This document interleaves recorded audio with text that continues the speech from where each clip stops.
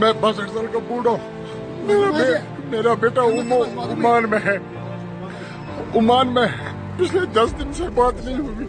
सवेरे 11 बजे मैं आया हूँ यहाँ पर अपने बेटे से बात करने के लिए। अब मुझे बारी आ गई, इनका शुक्रिया। अब मुझे बारी आ गई है 1 मिनट मैंने बात की अपने बेटे से।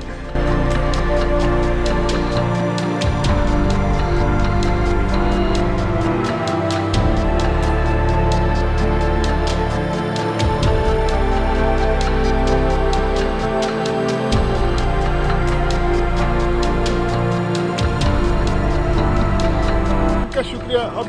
अब मुझे बारी आ गई है 1 मिनट मैंने बात की अपने बेटे से।